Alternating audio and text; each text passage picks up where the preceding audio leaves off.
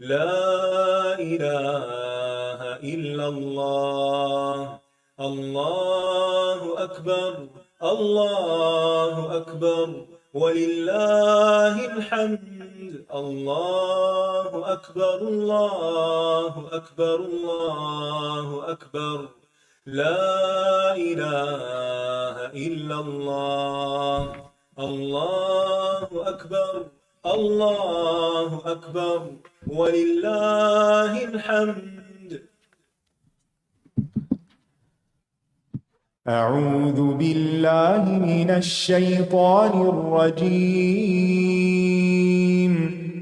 بسم الله الرحمن الرحيم. الحمد لله رب العالمين الرحمن الرحيم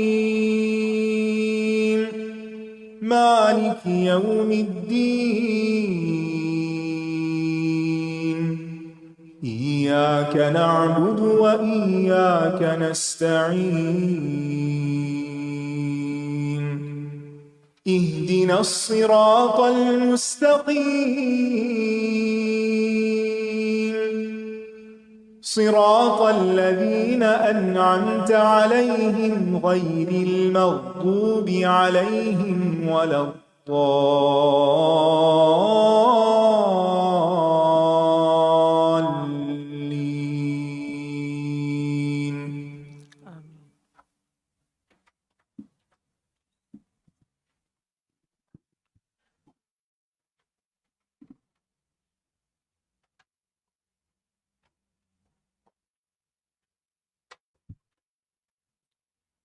السلام علیکم ورحمۃ اللہ وبرکاتہ.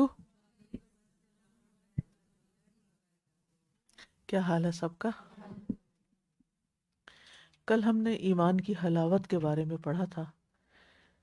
آپ میں سے کسی نے گھر جا کر اس پر غور کیا، کچھ محسوس کیا، کچھ سوچا؟ جی، سارا ٹائم غور کیا. الحمدللہ. جی استاذ جی، میں یہ سوچ رہی تھی کل نفس ذائقۃ الموت. اللہ سبحانہ تعالیٰ نے جب یہ بات کی ہے تو ذائقے کی بات کی ہے، اور جب یہ ایمان کی بات آتی ہے تو ایمان کی حلاوت میں مٹھاس کی بات آتی ہے. تو مجھے لگ رہا تھا کتنا امپورٹنٹ ہے یہ کہ ہم اس حلاوت کو محسوس کریں. اگر اس سے زندگی ہوگی تو موت کے وقت بھی جو ذائقہ ہوگا وہ میٹھا ہو انشاءاللہ. جی، اور کوئی؟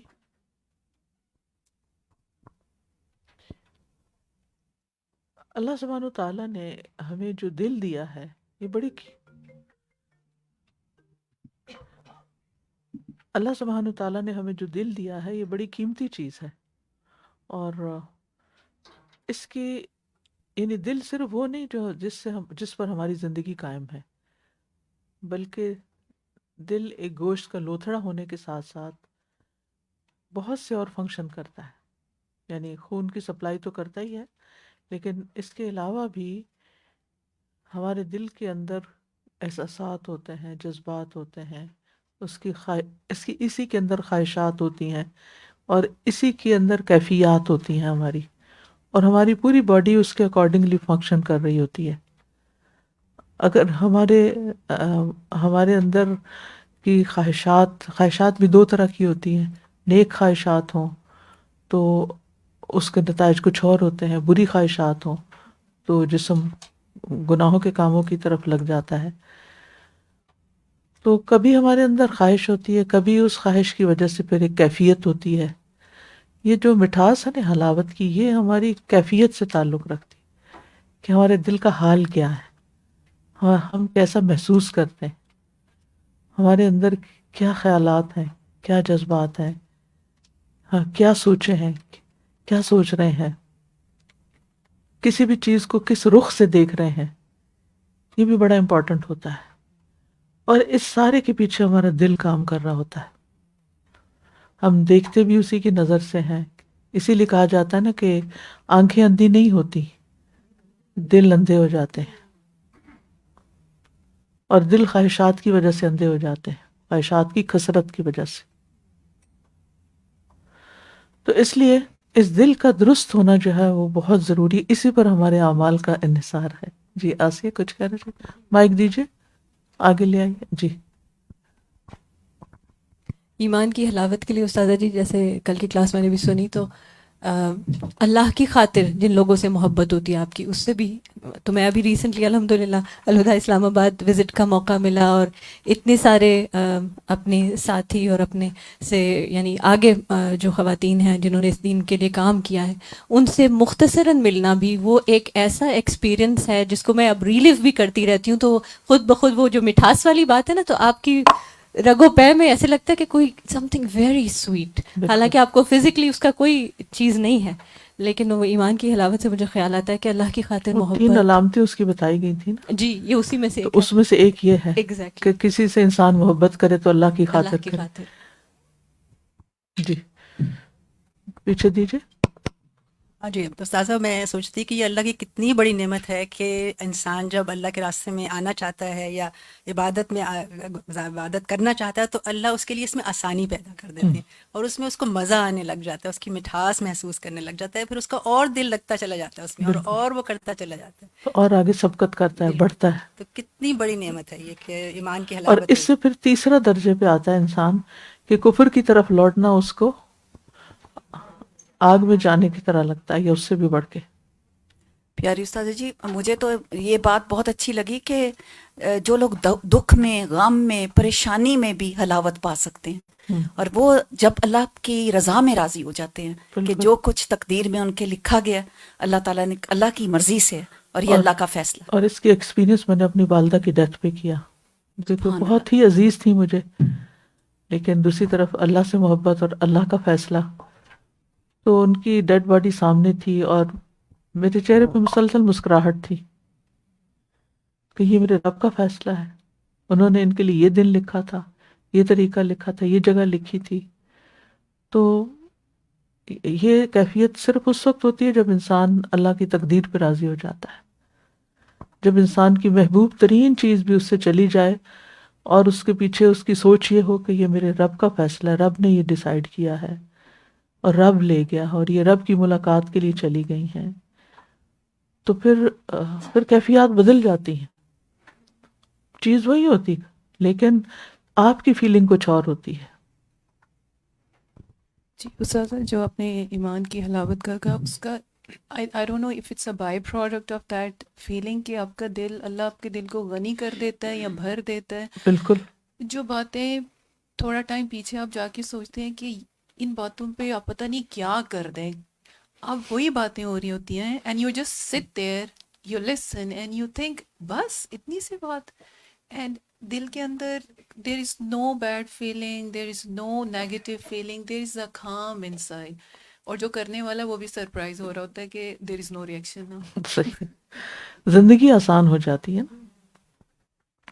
السلام علیکم وعلیکم السلام۔ استاذہ، میں یہاں وزٹ پہ آئی ہوئی ہوں، میرا تعلق دبئی سے ہے، بہت 2002 سے 2004 تک میں نے الہدیٰ کا کورس کیا تھا، اور اس کے بعد بہت سے اور کلاسز کیے، لیکن وہ مجھے جو قرآن سے میرا جو تعلق ہوا وہ بس اس کا کوئی بدل نہیں ہے۔ اللہ تعالیٰ آپ کو جزائے خیر دے۔ اور میں یہاں اس دفعہ، پچھلی دفعہ آئی تھی تو ملاقات نہیں ہوئی تھی آپ سے، اور اس دفعہ آئی تھی سوچ کے کہ شاید اللہ تعالیٰ ملاقات کرا دے، اور کل ہماری آنٹی سے انہوں نے کہا کہ میں لے کے چلوں گی آپ کو، تو بہت دبئی میں بہت دور سے ایک آدھ دفعہ آپ کے کلاس اٹینڈ کیے تھے، بہت پہلے تو دیکھا تھا، اور یہاں مجھے یہ خوشی ہو رہی ہے کہ میں ان سب بہنوں کے ساتھ یہاں ہوں، اور اللہ تعالیٰ ہم سب کو ایک ساتھ قیامت کے دن اٹھائے اور اپنے محبوب بندوں میں شامل کرے، کیونکہ میں یہاں صرف اللہ کے، میری نیت میں بھی اخلاص دے کہ میں اللہ کی خاطر یہاں آئی ہوں، اور اللہ آپ لوگوں کی بھی اللہ تعالیٰ بہت اجر دے کہ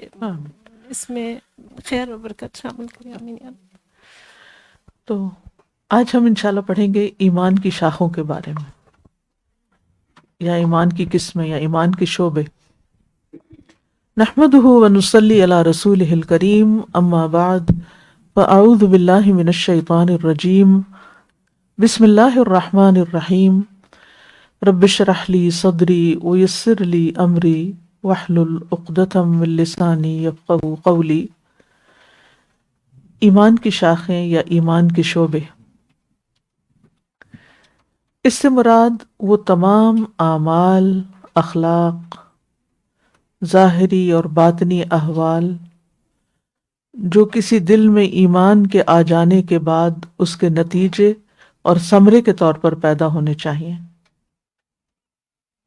جیسے ایک سرسبز درخت ہوتا ہے تو اس سے پتے اور پھول اور پھل نکلنا شروع ہو جاتے ہیں.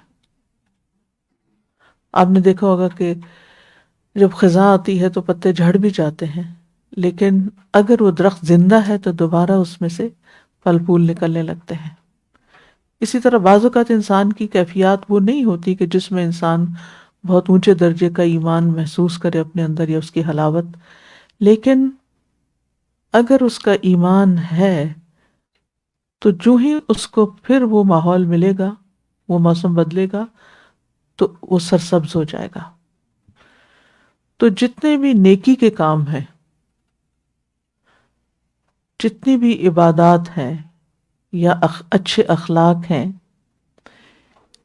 یا صالح اعمال ہیں یا احوال ہیں، یہ سب ایمان کے شعبے ہیں، لیکن ان کے درجات مختلف ہیں. ایک حدیث میں ایمان کی 70 سے زائد شاخوں کا ذکر کیا گیا ہے.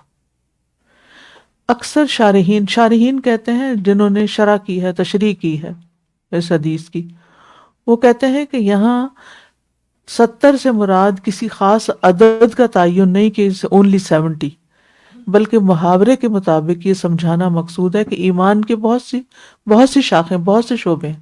جیسے ایک درخت کی بہت سی شاخیں ہوتی ہیں تو ایمان کے جو مظاہر ہیں، آؤٹ کم ہیں، وہ بھی بہت سے ہیں. اور یہ ساری شاخیں دراصل اسلام کا ایک خوبصورت شجرہ طیبہ بناتی ہیں جس کو مومن سے تشبیہ دی گئی ہے. مثل کلمۃ طیبۃ کشجرۃ طیبۃ. اب اس میں آپ سوچ رہے ہوں گے کہ کلمہ طیبہ اور شجرہ طیبہ تو مومن کہاں سے آ گئے؟ کلمہ طیبہ لا الہ الا اللہ ہے. مومن جب لا الہ الا اللہ پڑھتا ہے تو وہ شجرہ طیبہ کی صورت میں نکلتا ہے، یہ مراد ہے.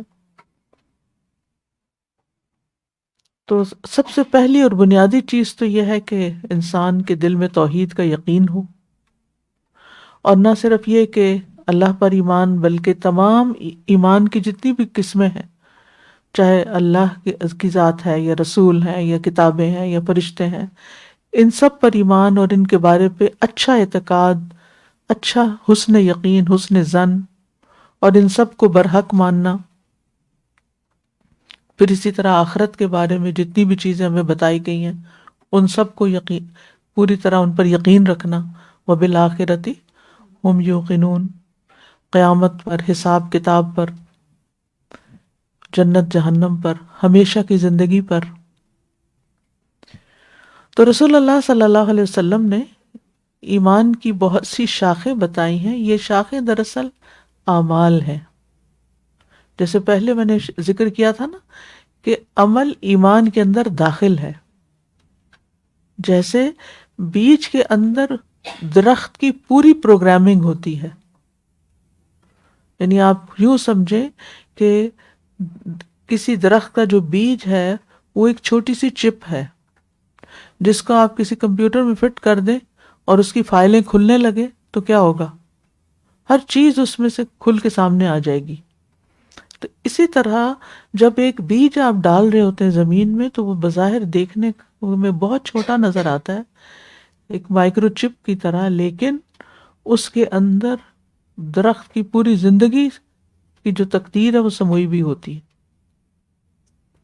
تو اسی طرح ایمان جو ہے بظاہر دیکھنے میں ایک چھوٹا سا بیج ہے جو لا الہ الا اللہ محمد الرسول اللہ کیا ہے، ایک چھوٹا سا جملہ ہے، لیکن جب یہ یقین کے ساتھ اندر دل میں سمایا جاتا ہے تو پھر اس کے بعد اس کی جڑیں بھی اور شاخیں بھی پھلنے پھولنے لگتی ہیں اور ہر طرح کے نیک اعمال سرزد ہونے لگتے ہیں، کیونکہ پھر انسان اللہ رخ ہو جاتا ہے. یعنی اس کا انی وجہت وجہی للہ ہی ہو جاتا ہے. پھر کوئی بھی کام اس کو اللہ کی خاطر کرنا پڑے وہ خوشی سے کرتا ہے، چاہے وہ نماز پڑھنا ہو، چاہے وہ اللہ کے راستے میں نکلنا ہو، چاہے وہ انسانوں کی خدمت ہو، وہ کوئی بھی کام ہو، کیونکہ ہم میں سے ہر ایک کے حالات مختلف ہوتے ہیں نا، اور بعض اوقات یہ ہوتا ہے کہ ہم نکلے ہوئے اللہ کی خاطر ہوتے ہیں، جیسے مثلا یہاں پر آپ آ رہے ہیں، الہدا میں آ رہے ہیں، لیکن کبھی آپ کو کوئی ایک کام کرنا پڑتا ہے، کبھی دوسرا کرنا پڑتا ہے، کبھی تیسرا، کبھی چوتھا، یعنی آپ کی ڈیوٹیز چینج ہوتی رہتی ہیں، آپ کے رولز چینج ہوتے رہتے ہیں.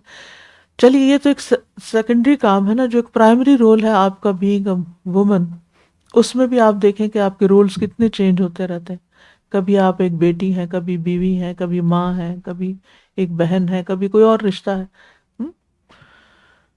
تو اس میں زندگی کے جس حصے میں، اور کبھی آپ نانی دادی بن جاتی ہیں، کبھی اور بھی اس سے آگے، تو جتنے بھی آپ کو رول ملتے ہیں، ان میں سے جس حال میں بھی اللہ تعالیٰ آپ کو رکھتا ہے، جو بھی آپ کو کام کرنا ہوتا ہے، اگر وہ سب اللہ کی رضا کے لیے ہو، اللہ کی خاطر ہو، تو یہی ایمان کا نتیجہ ہوتا ہے اور ثمرہ ہوتا ہے، اور اسی پر انسان کے لیے اجر ہوتا ہے. پھر انسان کے اندر سے جلن اور کڑن ختم ہو جاتی ہے، حسد اور مقابلے بازی ختم ہو جاتی ہے، اور کمپیریزن ختم ہو جاتے ہیں. اور پھر انسان کیا سوچتا ہے کہ اس رول میں بھی، بیٹی کے رول میں بھی مجھے جو کچھ خدمت کا موقع ملا والدین کی، وہ اللہ کی خاطر تھا، اجر و ثواب کے لیے تھا. بیوی کے رول میں بھی جو مجھے اپنے فرائض پورے کرنے پڑتے ہیں، وہ بھی اجر و ثواب کا باعث ہے اگر اللہ کی خاطر ہے. شوہر پہ احسان نہیں ہے. اسی طرح والدین کے ساتھ کہا گیا احسان کرو، لیکن ہم احسان جتاتے نہیں ہیں. احسان اصل میں ہے کیا؟ اللہ کی خاطر کوئی کام کرنا. بلا من اسلم وجہہ للہ وہو محسن، جس نے اپنا چہرہ یا اپنی ذات، اپنا آپ اللہ کے حوالے کر دیا اور وہ محسن ہے، یعنی جو بھی کر رہا ہے وہ اللہ کی خاطر کر رہا ہے. تو پھر اس کی زندگی میں جو بھی کوئی تبدیلی آ جاتی ہے، جس بھی قسم کا کام اس کو کرنا پڑتا ہے، وہ ہر کام کو، ہر رول کو اچھے سے، خوبصورت طریقے سے، بہترین شکل میں پورا کرنے کو اپنے لیے خوش قسمتی کا باعث سمجھتا ہے، اپنے لیے آنر سمجھتا ہے. لہٰذا وہ کسی کام کو چھوٹا یا بڑا نہیں سمجھتا کہ یہ کام تو بہت چھوٹا ہے، میری حیثیت کے مطابق نہیں، اور مجھے تو اس سے بڑا کوئی کام کرنا چاہیے، یہ مجھے کہاں لا کے کھڑا کر دیا، یہ مجھ سے کیا کام لیا جا رہا ہے، میری تو کوئی قدر نہیں ہے، اور والدین کے گھر میں تو میں ایک شہزادی تھی اور یہاں تو لا کے مجھے میڈ بنا دیا گیا اور مجھے رولنے کو چھوڑ دیا گیا. یہ باتیں انسان نہیں سوچتا پھر. اور پھر حالات ایک جیسے بھی نہیں رہتے، یہ بھی یاد رکھیے. ایک ہی گھر میں رہتے ہوئے انسان کے، یعنی ایک ہی رول میں، بیوی کے رول میں ہی یا ماں کے رول میں بھی آپ دیکھیں کتنی تبدیلیاں آتی ہیں. جب بچے چھوٹے ہوتے ہیں تو آپ کی ذمہ داریاں کچھ اور طرح ہوتی ہیں، جب بڑے ہو جاتے ہیں تو آپ کی کچھ اور طرح ہوتی ہیں. اب آپ کہیں کہ میں نے یہ رول تو قبول کرنا ہے، یہ نہیں قبول کرنا، تو پھر آپ اللہ کے فیصلوں پر یقین نہیں رکھتے. ٹھیک ہے، انسان کو اپنی صلاحیتوں کو، اپنے اوقات کو سوچ سمجھ کے استعمال کرنا چاہیے، لیکن یہ یاد رکھیں کہ کچھ چیزیں انسان کے بس میں ہوتی ہیں، کر سکتا، اور کچھ ان کو تبدیل نہیں کر سکتا. کچھ سچویشنز کو قبول کرنا ہی پڑتا ہے، لیکن جب وہ اللہ کی خاطر ہوتا ہے تو اس میں اجر ہی اجر ہے. کیونکہ اللہ نے ہمیں مختلف صلاحیتیں دے کر پیدا کیا ہے نا، سب کو ایک جیسا پیدا نہیں کیا. کوئی کسی چیز میں آگے ہے، کوئی کسی چیز میں آگے ہے. تو آپ یہ دیکھیں کہ اللہ نے آپ کو کیا صلاحیتیں دے کر پیدا کیا، آپ کیا کرنے کے قابل ہیں. آپ میکسیمائزر کیسے ہو سکتے ہیں کہ اپنی ان ساری قوتوں کو اللہ کی خاطر اچھے کاموں میں لگا کر اپنی آخرت کما جائیں. تو حدیث میں آتا ہے، ابو ہریرہ رضی اللہ، ایمان کی شاخوں کا پڑھیے ذرا، دیکھیے وہاں پر رسول اللہ صلی اللہ علیہ وسلم نے ایمان کی بہت سی شاخیں بیان فرمائی ہیں جو دراصل اعمال ہی ہیں. مثلا لا الہ الا اللہ کہنا کیا ہے؟ اعلیٰ شاخ ہے. ابو ہریرہ رضی اللہ عنہ سے روایت ہے کہ رسول اللہ صلی اللہ علیہ وسلم نے فرمایا، الایمان بدع و سبعون او بدع و ستون شعبۃ فافضلها قول لا الہ الا اللہ. ایمان کی 70 یا 60 سے کچھ اوپر شاخیں ہیں، جن میں سب سے افضل لا الہ الا اللہ کہنا ہے. ٹھیک ہے، یعنی درجات ہیں شاخوں میں یا کاموں میں، اور سب سے اہم ترین کام کیا ہے؟ خود لا الہ الا اللہ کہنا. اور اس میں ادنا درجے کے کام کیا ہے؟ جیسے راستے سے تکلیف پہنچانے والی چیزوں کو ہٹانا. اب ان دونوں کے درمیان ایک اعلیٰ ترین بتا دیا گیا، ایک ادنا بتا دیا گیا. ان دونوں کے درمیان جتنے بھی نیکی کے کام آپ سوچ سکتے ہیں وہ سب ایمان کے شعبے اور اس کی شاخیں ہیں، خواہ ان کا تعلق حقوق اللہ سے ہو یا پھر حقوق العباد سے ہو. اور اگر آپ ان کو گننے لگے تو تعداد سینکڑوں تک جا پہنچتی. اتنے کام ہیں، اتنے نیکی کے مواقع ہیں جو کرنے کے ہیں. جیسے حیا اور عاجزی جو ہے یہ بھی ایمان کے شعبے ہیں.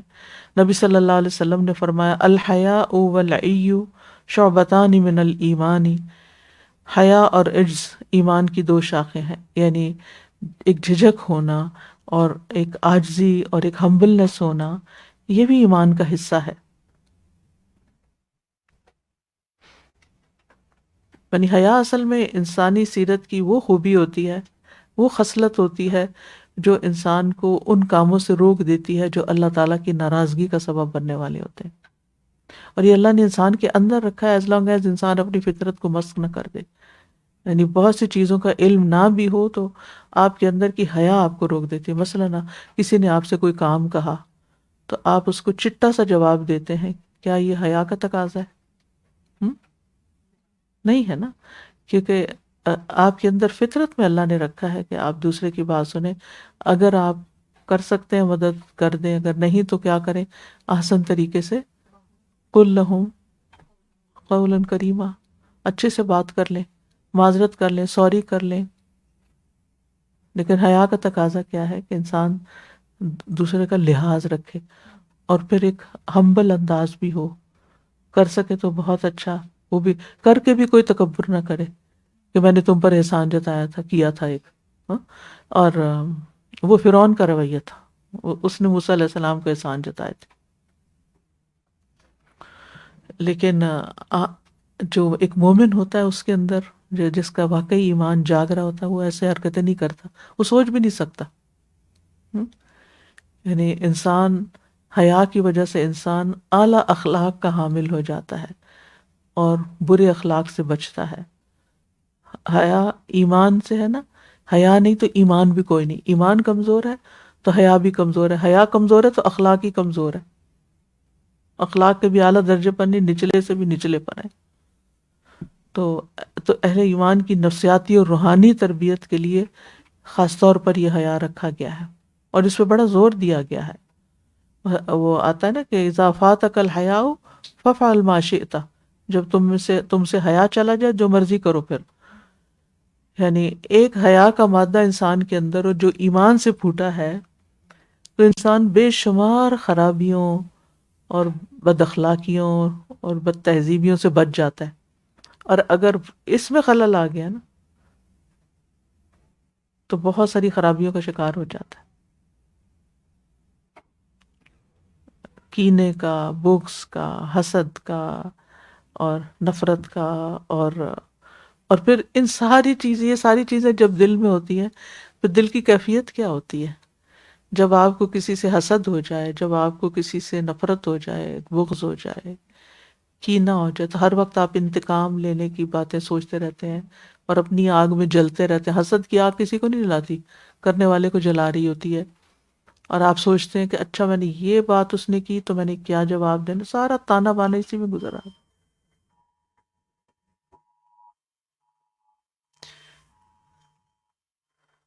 پھر یہ ہے کہ اچھا یہ جو حیا ہے پھر انسان کو نہ صرف یہ کہ دنیا کی جنت میں رکھتا ہے بلکہ آخرت میں بھی جنت میں داخلہ دلاتا ہے. اور سب سے زیادہ حیا تو ہمیں اللہ تعالیٰ سے ہونی چاہیے کہ اللہ تعالیٰ کیا کہے گا اگر میں نے یہ کام نہیں کرا. اس کا حق ادا کرنا چاہیے. اور اس کا حق کیا ہے کہ انسان ایسی باتیں سوچے بھی نہ، کیونکہ ہماری سوچ تو اور کسی کو نہیں پتہ چلتی نا. نبی صلی اللہ علیہ وسلم نے فرمایا اللہ تعالیٰ سے حیا کرنے کا حق یہ ہے کہ سر اور سر میں جو خیالات ہیں ان سب کی نگرانی کرو، اپنی سوچوں کی نگرانی کرو. اور پیٹ اور جو اس میں بھرا ہے اس کی نگرانی کرو. یعنی فاسد خیالات اور حرام غذا دونوں چیزوں سے بچو. اور موت کے بعد قبر میں جو تمہاری حالت ہونی ہے اسے یاد رکھو. تو جس نے یہ سب کچھ کیا سمجھو اس نے اللہ سے حیا کا حق ادا کیا. اور حدیث سے پتہ چلتا ہے نا کہ اگر حیا اڑ جاتا ہے تو ایمان بھی چلا جاتا ہے. اور نبی صلی اللہ علیہ وسلم نے اس کی بہت ترغیب بھی دی ہے. اور بنیادی طور پر یہ ہے کہ حیا کا اپوزٹ فحش ہے نا. جب انسان میں حیا نہیں ہوتا نا تو پھر فحش کلام ہو جاتا ہے، بیہودہ باتوں پہ اتر آتا ہے، بیہودہ اخلاق پہ اتر آتا ہے. یعنی اور وہ سب اس کو برا بنا رہے ہوتے ہیں نا. وہ ساری چیزیں اس کو اچھا، اس کا تاثر اچھا نہیں ہوتا اس کے بڑوں کے سامنے، اس کے چھوٹوں کے سامنے، اس کے برابر والوں کے سامنے.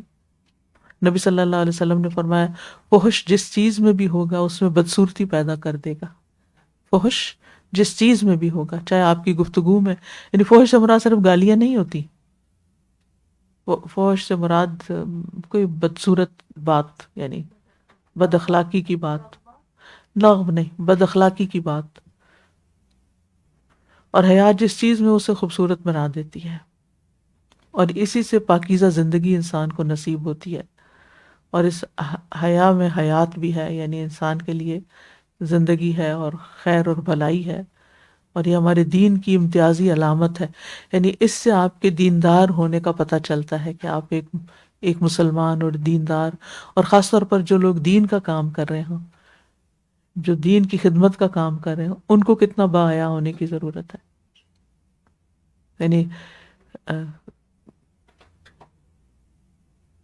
ایک شیخ کی میں سن رہی تھی ایک اسپیچ، تو وہ کہتے ہیں کہ ایک دفعہ میں کہیں لیکچر دینے کے لیے گیا تو کوئی 500-600 خواتین تھیں، جس میں مسلم بھی، نان مسلمس بھی، اور بہت سے. تو سوال جواب کا ٹائم ہے، تو ایک بچی کہنے لگی، شاید نان مسلم تھی، تو کہنے لگی کہ یہ عورتوں کے ساتھ اسلام نے کتنا ظلم کیا ہے کہ ان کو کنفائن کر دیا ہے، اور مخصوص لباس پہننے کے لیے کہا ہے، اور اس کو بہت سی چیزوں سے منع کر دیا گیا، اور یہ ڈسکریمنیشن وغیرہ وغیرہ. تو کہتے ہیں کہ ابھی میں جواب دینے ہی لگا تھا تو ایک اور بچی ہاتھ کھڑا کیا کہ شیخ اگر آپ اجازت دیں تو میں اس کا جواب دیتی ہوں. تو اس نے کہا کہ میرے بالکل یہی خیالات تھے جو انہوں نے کہے ہیں، کہ جو بھی اسلام پر اعتراض ہوتے ہیں عورت کے حوالے سے. تو کہتے ہیں کہ میں کسی یونیورسٹی میں پڑھتی تھی، تو میری ہاسٹل میں تھی، اور میرے روم میٹ جو تھی وہ ایک مسلمان لڑکی تھی، اور وہ نہ صرف یہ کہ اپنا حجاب کرتی تھی بلکہ اپنی نماز روزہ، اپنا عبادت اور اپنا اخلاق اس کا اتنا اچھا تھا. یعنی میں اس کے ساتھ روڈ ہوتی تھی لیکن وہ جواب میں ہمیشہ اچھا سلوک کرتی تھی اور میری کیئر کرتی، میرا خیال رکھتی. اور اس نے کبھی مجھے ایک لفظ بھی تبلیغ نہیں کی تھی، کچھ نہیں کبھی کہا تھا. کہتے کہ اس کے اس اخلاق اور رویے کو دیکھتے دیکھتے میں مسلمان ہو گئی. اور پھر اب یہ جو میرا اٹائر آپ دیکھتے ہیں یہ اس کا نتیجہ ہے. تو بعض اوقات یہ ہے کہ آپ کو زبان سے ایک لفظ بھی نہیں کہنا پڑتا، آپ جو کچھ کر رہے ہوتے ہیں نا اس کے اثرات دوسروں پر ظاہری بھی جاتے ہیں، دل تک جاتے ہیں. یہ بھی یاد رکھیے، وہ اسی لیے کہتے ہیں نا دل سے جو بات نکلتی ہے دل پہ جا کے لگتی ہے. تو جب آپ کا دل کسی چیز میں شامل ہو جاتا ہے نا تو اس کے اثرات ہوتے ہیں. آپ کسی سے نفرت رکھتے ہیں، حسد رکھتے ہیں، تو اس کے بھی اثرات ہوتے ہیں جو دوسرے کو فوراً محسوس ہو جاتے ہیں. آپ کا اگر رویہ کولڈ ہے، عدم تعاون کا ہے کہ میں نے نہیں کسی کی مدد کرنی، ہر کوئی اپنا کام خود کرے، تو یہ روڈ رویے بھی دوسروں کو محسوس ہو جاتے ہیں. تو جو دین جو ہے نا وہ صرف مکینیکل کام کرنے سے نہیں پھیلتا کہ ہم سبق یاد کر لیں اور ٹیسٹ دے دیں اور پھر اس کے بعد کریں جو چاہ کریں. نہیں، جب تک ہمارا رویہ اور اخلاق اچھا نہیں ہوگا، نہ ہم اپنے شاگردوں کی تربیت کر سکتے ہیں، اور نہ ہی اپنے بچوں کی تربیت کر سکتے ہیں، اور نہ ہی ہم دعویٰ کا کام کر سکتے ہیں. مسلمانوں کا دعویٰ کیوں کمزور ہے؟ کیونکہ بنیادی اخلاق کی کمی ہے نا. ہیلپنگ نہیں ہے، آگے بڑھ کے مدد کرنے والے نہیں ہیں. ہم سمجھتے ہیں کہ کسی کو قرآن کی کاپی دے دیں گے تو دعویٰ ہو جائے گا. ٹھیک ہے، وہ بھی ایک طریقہ ہے، دے دیں، ضرور دینا ہے، وہ بھی ایک کائنڈ جیسچر ہے آپ کا کہ آپ کسی کے لیے اپنا مال خرچ کر کے اس کو کچھ دے رہے ہیں. لیکن دس از ناٹ انف. اگر آپ جس چیز میں پیش کر رہے ہیں اگر وہی گندی ہے تو چاہے وہ سونے جیسی چیز اندر رکھی ہوئی ہے اس کی ویلیو وہ نہیں ہوگی. اسی لیے آپ دیکھیں کہ لوگ ریپنگ پہ، ریپرز پہ اور پیکنگ پہ کتنا زیادہ خرچ کر دیتے ہیں. بعض اوقات اتنی کی چیز نہیں ہوتی جتنا اس کی ظاہریت پہ جا رہے ہوتے ہیں. تو یہ ساری چیزیں میٹر کرتی ہیں اور یہ سب ایمان سے تعلق رکھتی ہے. اصل بات یہ کہ ان کی جڑ نیچے ہے. یہ جو اوپر نظر آ رہا ہے نا جیسچر آپ کا اور رویہ اور آپ کا آؤٹ لک، اس کا تعلق چاہے آپ کا لباس ہو، چاہے آپ کی گفتگو ہو، چاہے آپ کے دیکھنے کا انداز ہو، چاہے آپ کے معاملات ہوں، ان سب کا تعلق آپ کے ایمان سے ہے. تو کسی دھوکے میں نہ رہے انسان. یہ سب کچھ کرتے ہوئے دھوکے میں نہ رہے کہ میرا ایمان بڑا مضبوط ہے اور میں نماز تسبیح ہر وقت کرتے رہتی. وہ پھر بہت سے لوگ نمازیں بھی پڑھتے ہیں، تہجد تک پڑھتے ہیں، لیکن دل کے سخت اور انتہائی کنجوس اور بد اخلاق لوگ ہوتے ہیں. تو یعنی صرف ظاہری اعمال کچھ نہیں ہے جب تک کہ ان کا کنیکشن دل کے ساتھ نہیں جڑا ہوا. اور جیسے حدیث میں آتا ہے نا کہ صحابہ نے پوچھا کیا حیا کا تعلق دین سے ہے؟ تو آپ نے فرمایا حیا تو دین ہی کا نام ہے. یعنی ہمارا دین یعنی یعنی الدین کلو. اور جتنا زیادہ ایمان ہوگا اتنی حیا زیادہ ہوگی، اور پھر انسان کو اللہ تعالیٰ سے حیا ہوگی تو گناہ کرنے سے شرم آئے گی، اور پھر ایسے لباس پہننے سے بھی شرم آئے گی کہ جس سے منع کیا گیا ہے، ایسی گفتگو کرنے سے شرم آئے گی جس کو ناپسند کیا گیا ہے. تو بہرحال اگر ایمان مضبوطی کرنا چاہتے ہیں تو پھر حیا مضبوط کرنی ہوگی، اور حیا انٹر ریلیٹڈ ہے نا آپس میں. اور پھر اسی طرح آپ دیکھیے کہ البزازۃ من الایمان، سادہ زندگی جو ہے وہ بھی ایمان کا حصہ ہے. سادگی جو کہ اب مسلمانوں کے اندر افسوس کے ساتھ کہنا چاہیے کہ ختم ہو گئی ہے، جس کا مظاہرہ آپ شادیوں میں دیکھ سکتے ہیں کہ ہمارے فنکشنز اور لباس اور ہمارے لین دین اور رکھ رکھاؤ، یعنی پوری زندگی کا یوں لگتا ہے کہ مرکز یہ ایک چیز ہے کہ ایسا لگتا ہے کہ یوم نمائش ہے کوئی، جس میں صرف دکھاوا ہی دکھاوا مطلوب و مقصود رہ جاتا ہے، چاہے ہم اس قابل ہیں یا نہیں ہیں. اور کوئی بھی سٹیپ نہیں لیتا کہ ان رسموں کو کسی طرح ختم کریں یا پیچھے ہٹیں. مقابلے پر رشتہ داروں سے مقابلہ اور لوگوں سے مقابلہ.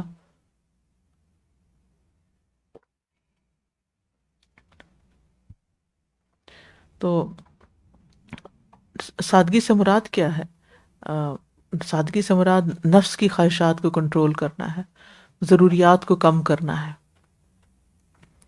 جو نعمتیں ملی ہیں ان پہ قناعت کرنا ہے، جو دوسروں کے پاس ہے اس کی تمنا نہیں کرنی، یا لیت لنا مثل ما اوتی قارون، کہ جو قارون کو ملا ہے وہ ہمیں بھی مل جاتا، یہ تمنا نہیں رکھنی. تو نفس کو بے جا خواہشات سے روکنا اور کم سے کم سامان زندگی رکھنا، یعنی ضرورت کا. اور پھر آپ دیکھیے کہ بعض چیزیں ہماری ضرورت ہوتی ہیں اور بعض چیزیں جو ہوتی ہیں صرف خواہش ہوتی ہیں یا صرف عیش و عشرت کے سامان ہوتے ہیں، ان کی ضرورت ہی نہیں ہوتی. تو یہ جو سادگی کا کلچر اپنانا ہے نا، یعنی سمپل لیونگ، ہائی تھنکنگ، یہ اس کا تعلق جو ہے ایمان سے اور ایمانی کیفیت سے ہوتا ہے کہ آپ کی پرائرٹیز پھر کچھ اور ہوتی ہیں. آپ کا مال کسی اور چیز پر لگ رہا ہوتا ہے اور آپ کا لائف سٹائل بدلتا ہے. آپ غیر ضروری چیزوں کو اپنی زندگی سے باہر نکالتے ہیں تاکہ ضروری کام کر سکیں.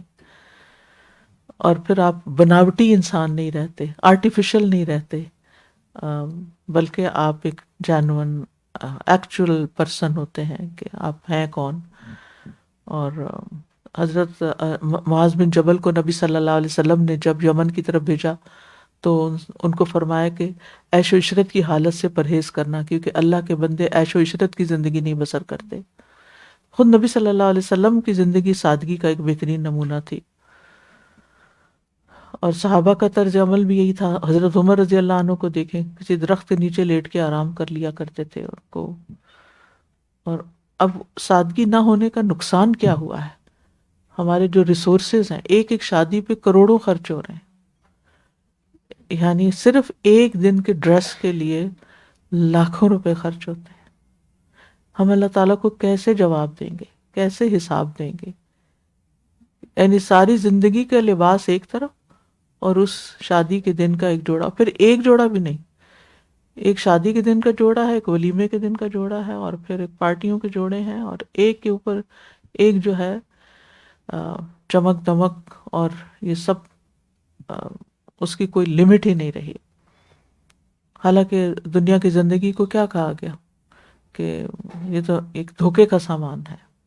یعنی یہ ہم ایک بعض اوقات ہم وہ ہوتے نہیں جو ہم بن کے دکھا رہے ہوتے، تو دوسروں کو ایک طرح سے دھوکے میں مبتلا کر رہے ہوتے ہیں. اور یہ دھوکا کیا ہے کہ پھر ہم ان چیزوں میں اتنا وقت اور مال اور سرمایہ ضائع کر بیٹھتے ہیں کہ ہمارے پاس عمل کرنے کی فرصت ہی نہیں رہتی. جو کرنے کے کام ہوتے ہیں وہ نظر ہی نہیں آتے.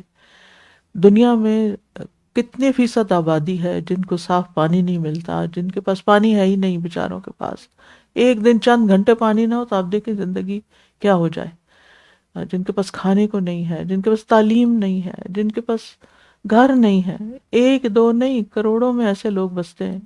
لیکن جن کے پاس ہے ان کی ساری مصروفیت اپنی دولت کی نمائش پر ہے، اور جن کے پاس نہیں ان کے لیے سوچنے کی فرصت ہی کوئی نہیں ہے. فرصت ہی نہیں، دھیان ہی نہیں، دیکھ ادھر سے منہ ہی موڑا ہوا ہے کہ نہ ہی نظر آئے اور نہ ہمیں کچھ کرنا پڑے. لیکن مومن تو ایسا نہیں ہوتا. مومن صرف اپنے لیے تھوڑی جیتا ہے، مومن تو دوسروں کی فکر کرتے ہوئے جیتا ہے. پھر اسی طرح ایمان کا تعلق امانت داری سے ہے. لا ایمان لمن لا امانت لہ، جس کے اندر امانت نہیں ہے اس کے اندر ایمان ہی کوئی نہیں ہے. پھر اسی طرح حدیث میں آتا ہے ان حسن العہد من الایمان، گزرا ہوا اچھا وقت یاد رکھنا ایمان میں سے ہے.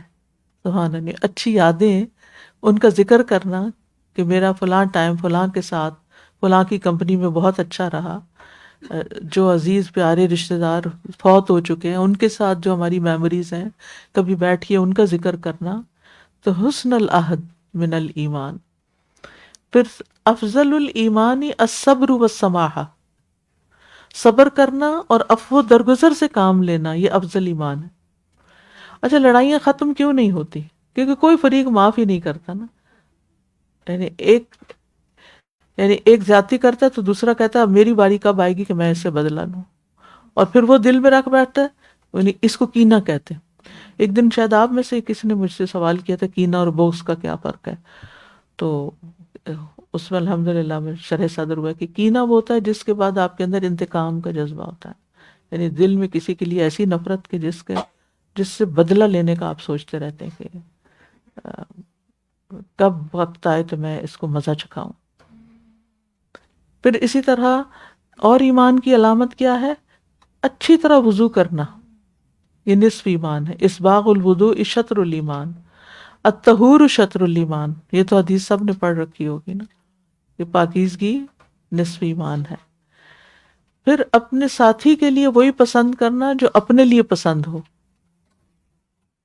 یہ تو اتنا سخت کرائٹیریا صحیح بخاری میں ہے، لا یؤمن احدکم حتی یحب لاخیہ ما یحب لنفسہ، تم میں سے کوئی شخص مومن نہیں ہوگا جب تک اپنے بھائی کے لیے وہ پسند نہ کرے جو اپنے لیے پسند کرتا ہے.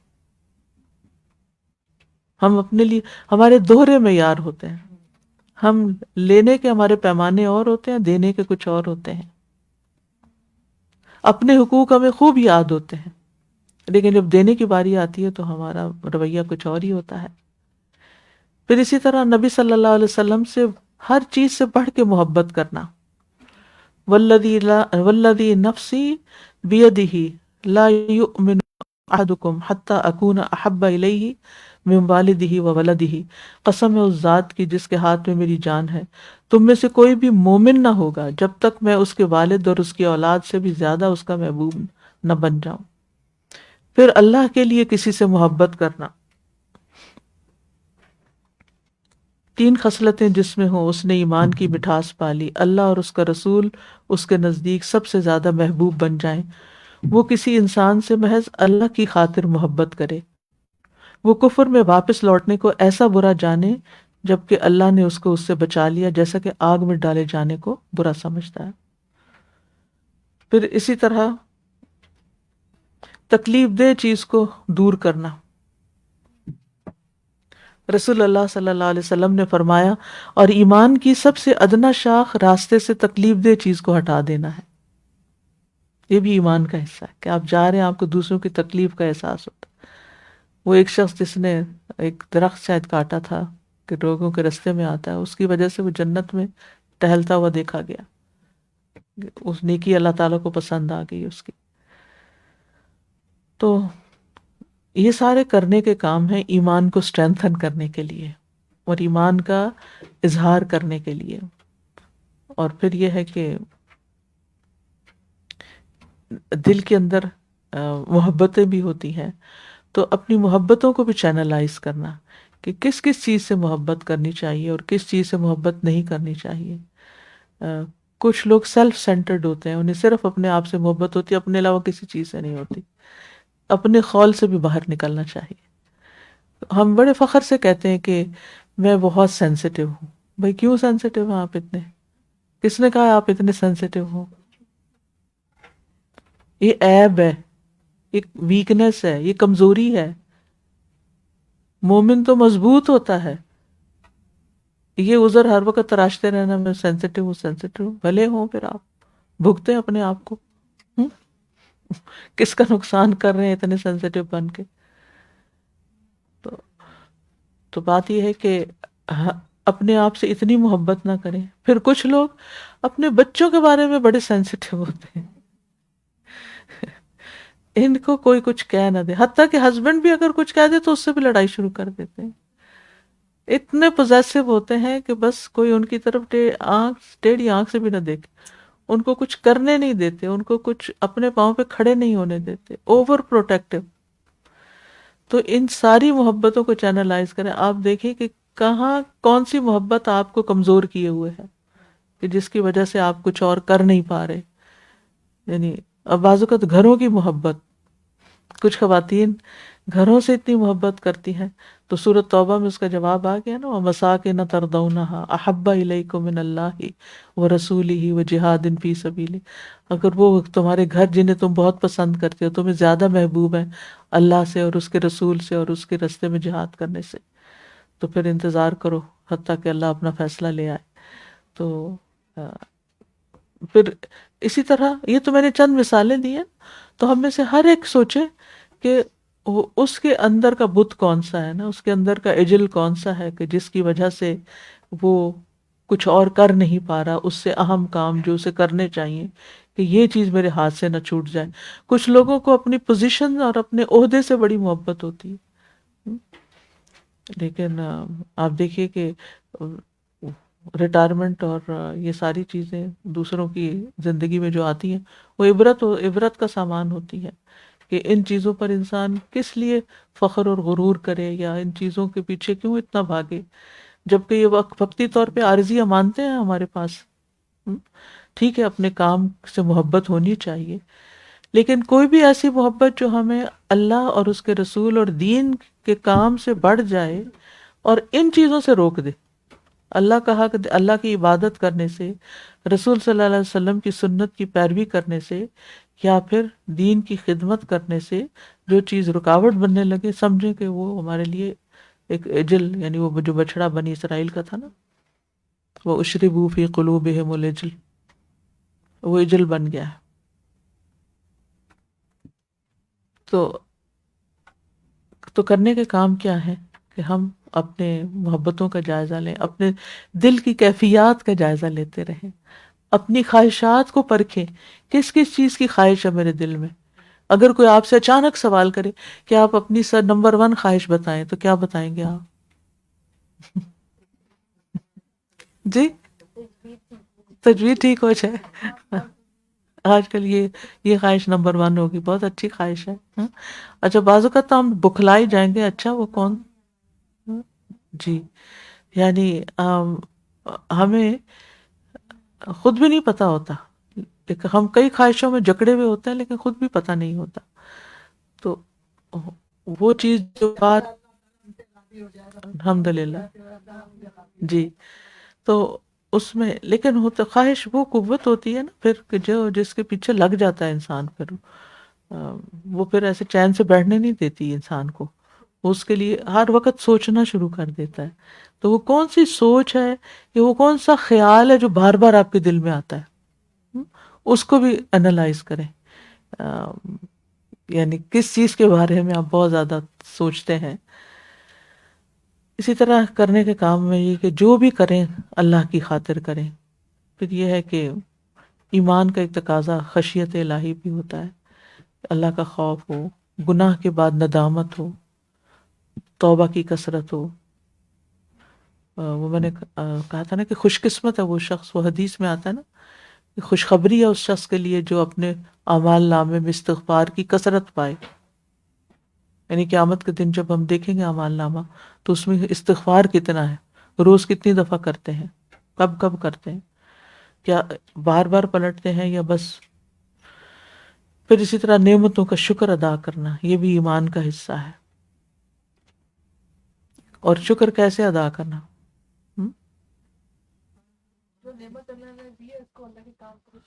ہاں، مثلاً اللہ نے مال دیا ہے تو کیا کرے، شکر کیسے ادا کرے گا؟ سب سے پہلے زکوٰۃ دے گا. کچھ لوگ صدقہ خیرات کرتے رہتے ہیں، زکوٰۃ کا نام نہیں لیتے. ٹھیک ہے، اللہ نے اچھی صحت دی ہے تو کیا کرے، نماز اچھے سے پڑھے. سب سے پہلے تو نماز کے ارکان، قیام، رکوع، سجدہ، ہر چیز، کیونکہ اگر اس میں کمی ہے تو آپ کچھ لوگوں کو نماز کا صرف آدھا ثواب ملتا ہے، کچھ کو صرف 9واں حصہ ملتا ہے، کچھ کو 10واں حصہ ملتا ہے. تو اپنی نمازوں کو درست کریں. پھر اسی طرح یہ ہے کہ شکر کی بات ہو رہی تھی، مثلا عید الفطر ہے تو کیسے شکر ادا کریں.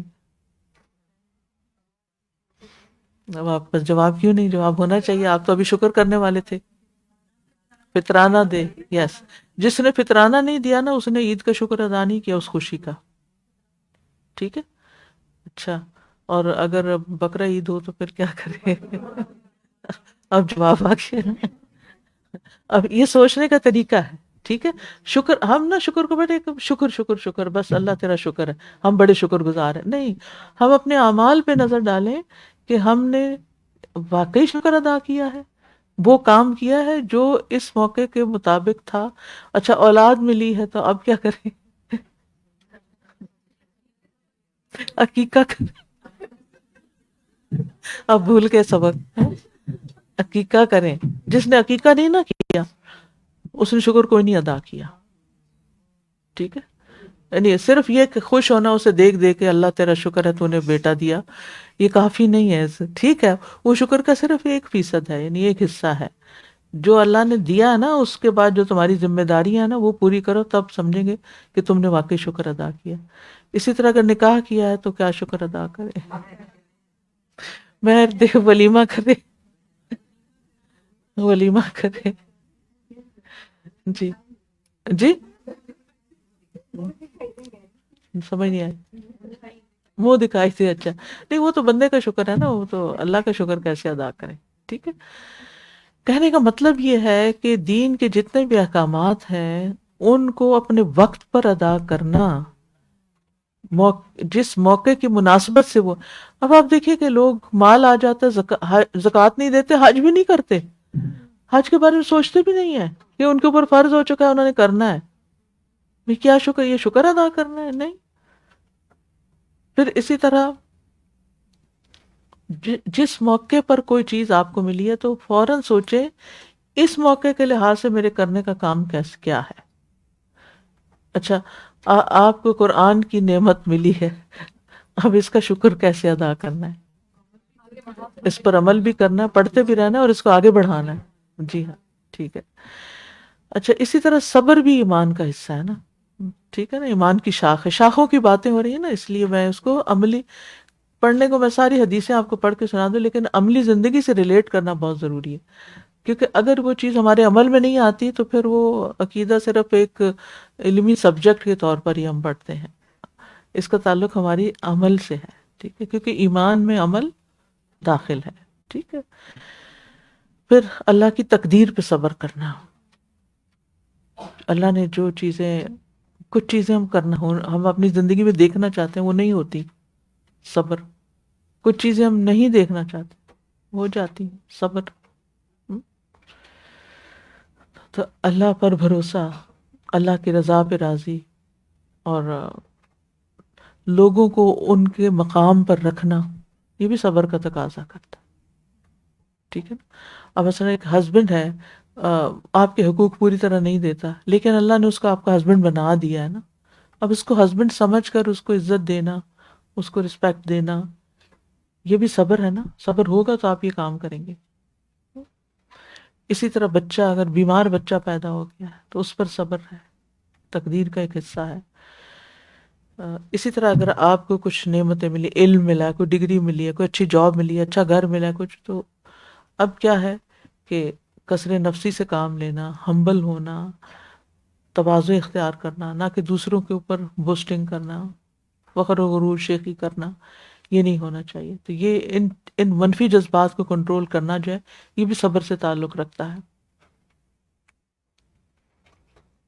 تو یہ ہے کہ ایمان کی جو شاخیں ہیں ان پر عمل کر کے اپنا جو اسلام ہے اور ایمان ہے اس کی تکمیل کرنی چاہیے. ہمیں لا الہ الا اللہ کو دہراتے رہنا چاہیے، قرآن کا علم حاصل کرنا چاہیے، اور اللہ سبحانہ و تعالیٰ کی طرف ہر معاملے میں رجوع کرنا چاہیے. غلطی ہو جائے جو کہ ہوتی ہے ہم میں سے ہر ایک سے، اس پر توبہ استغفار کرے، اور انسانوں سے بھی سوری کر لے کہ میری وجہ سے آپ کو تکلیف پہنچی. کسی کو انتظار کراتے رہے، وعدہ کر کے تو پورا ہی نہیں کیا، کوئی کمٹمنٹ کر کے نبھائی نہیں، تو اس میں پہ سوری کرنا، دوسرے سے کے ساتھ اس کا ذکر کرنا. پھر اسی طرح صدقہ خیرات کا اہتمام کرتا رہے انسان، پھر سخاوت اور ضیافت کرتا رہے. پھر اسی طرح رمضان آ گیا تو اس سے متعلق جو عبادات ہیں، چاہے اعتکاف ہے، چاہے شب قدر ہے، وغیرہ وغیرہ. پھر اسی طرح بدعات سے بچنا، حرام کاموں سے بچنا، لوگوں کے حقوق پورے کرنا، مرنے کے بعد اپنی میک شور کرنا کہ ہماری وراثت شریعت کے مطابق تقسیم ہو، اس میں کسی کا حق نہ مارنا. پھر اپنے سے جو چھوٹے ہیں ان کے ساتھ شفقت کا سلوک کرنا، لوگوں کے درمیان لڑائی جھگڑے ختم کروا دینا، اچھی باتوں کی نصیحت کرنا، بری باتوں سے روکنا، امر بالمعروف نہی عن المنکر.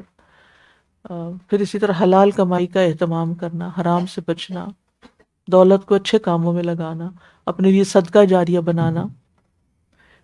پھر اسی طرح لوگوں کو تکلیف نہ پہنچانا، نہ انٹینشنلی اور نہ ان انٹینشنلی. اگر کسی کو پہنچ جائے تو اس سے معافی مانگ لینا، سوری کر لینا.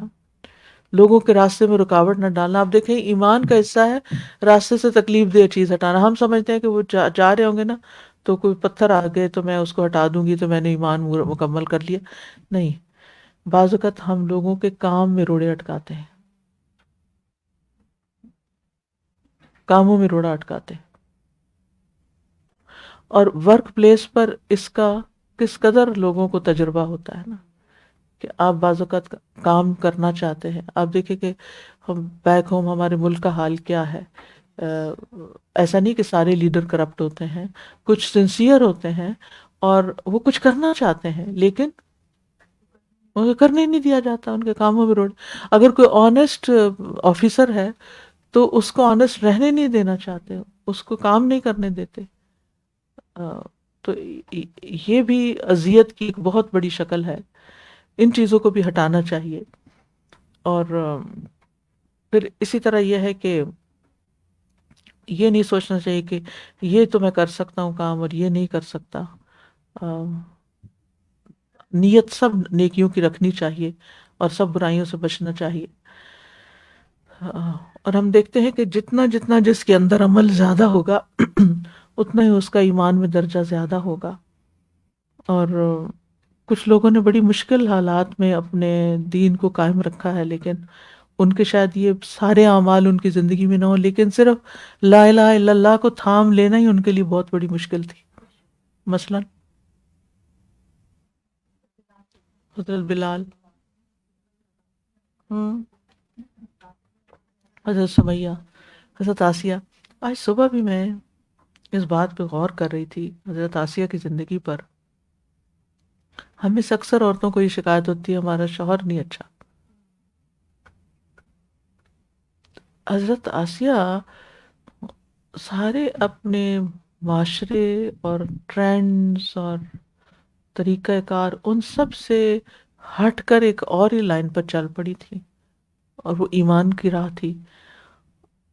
آڈز میں تھی نا، آڈز میں سے تھی، معاشرے کی رو میں نہیں بہی.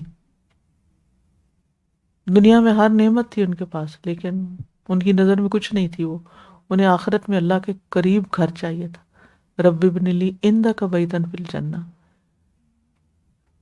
تو انہوں نے یہ جتنے کام میں نے اوپر بتائے ان میں سے شاید کچھ بھی نہ کیے ہوں، یا اللہ جانتا ہے کیا کیا اور کیا نہیں، لیکن ان کے لیے صرف ان کے ایمان لانے پر ان کو جتنی اذیتیں سہنی پڑی، اور انہوں نے صحیح کمپرومائز نہیں کیا.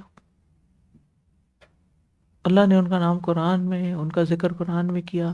نبی صلی اللہ علیہ وسلم نے انہیں عورتوں میں سے کامل ترین عورتوں میں شامل کیا.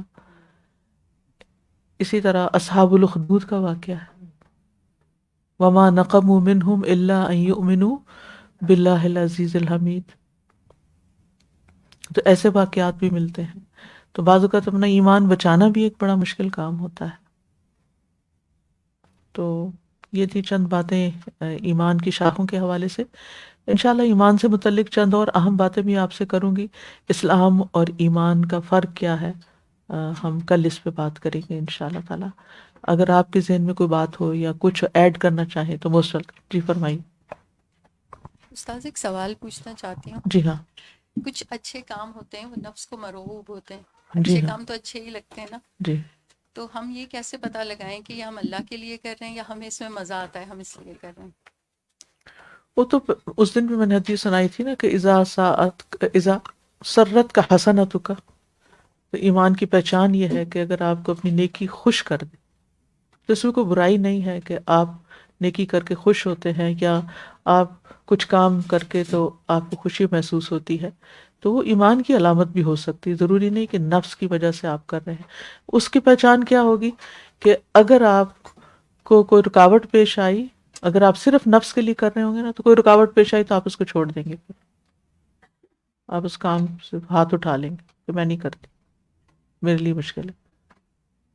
کرنا خوشی کی بات ہے لیکن اس حال پہ، اس کنڈیشن میں نہیں کروں گی. جب اللہ کے لیے کرتے ہیں نا اور مزہ بھی آ رہا ہوتا ہے تو پھر آپ ہر حال میں کرتے ہیں اس کو، حضرت آسیہ کی طرح ہر حال میں، مشکل سے مشکل حالات میں. جی پیچھے جی ہاں. جی یہ تو بہت ہوتا ہے، یعنی ضروری نہیں ہوتا کہ جس کام کا آپ کو کرنے کا شوق ہو وہ آپ کو کرنے کا موقع بھی مل جائے. استاذہ جی ایک جیسے حرام کو حرام سمجھنا بھی ایمان کا حصہ ہے، اس کو حلال نہ سمجھے، یا حلال جو ہے اس کو حلال سمجھنا بھی. جیسے کچھ بہت سارے لوگ دوسری شادی کرنا چاہتے ہیں کسی وجوہات کی بنا پر، تو اس کو ڈینائی کرتے رہنا کہ نہیں یہ کام نہیں جائز، یہ نہیں چاہیے، ان کو نہیں کرنا چاہیے، گزارا کرنا چاہیے، صبر کرنا چاہیے. تو اس کے بارے میں آپ کیا کہتی ہیں؟ جی ہاں، جس چیز کو شریعت نے رخصت دی ہے اس کو دل سے برا سمجھنا یہ درست نہیں، یہ ایمان کے منافی ہے. باقی ان کے جو سوشل میٹرز ہیں، یعنی کہ معاشرتی حالات کیا ہیں، کیا ضروریات ہیں، کیوں ہو رہا ہے، وہ سب کچھ وہ ایک الگ قصہ ہے. لیکن اصولی طور پر دوسری شادی کو برا سمجھنا یہ درست نہیں. یعنی یہ ہر عورت کے اندر یہ غیرت ہے کہ اس کو اپنے شوہر میں کسی اور کو شریک کرنا بہت ہی مشکل کام لگتا ہے. اس کے لیے، مردوں کے لیے اگر سرحدوں پہ جہاد ہے تو عورت کے لیے گھر کے اندر یہ بہت بڑا جہاد ہے، اگر ایسی کسی سچویشن کو ایکسیپٹ کرنا. لیکن یہ ہے کہ یہ کہنا کہ یہ کام ہی غلط ہے اور یہ ہے ہی درست نہیں ہے تو یہ ٹھیک نہیں ہوگا.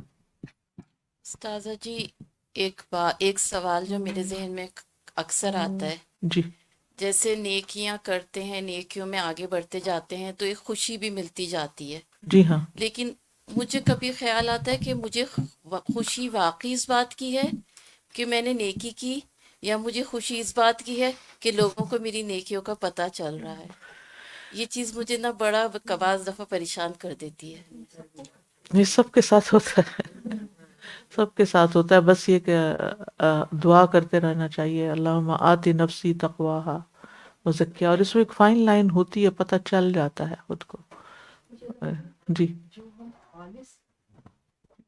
کام واقعی اللہ کے لیے کرتے ہیں نا، تو اس میں ہم تکلیفوں کو بہت آسانی سے برداشت کر لیتے ہیں، جی ہاں بالکل. اور اگر نہیں کر رہے ہوتے تو پھر اور استقامت بھی ہوتی ہے نا جی اس میں پھر، یعنی کہ ایک مستقل مزاجی بھی ہوتی ہے، اور ہر طرح کی کنڈیشنز میں وہ پھر کر رہے ہوتے ہیں اس آپ. میں گلے شکوے نہیں ہوتے، میں نے نہیں، یہ کیا تو اس نے یہ نہیں کیا. بالکل بالکل. ٹھیک ہے، نماز کا ٹائم ہو گیا، 1 منٹ اوپر ہو گیا. سبحانک اللہم و بحمدک، اشہد ان لا الہ الا انت، استغفرک و اتوب الیک. السلام علیکم و رحمۃ اللہ وبرکاتہ.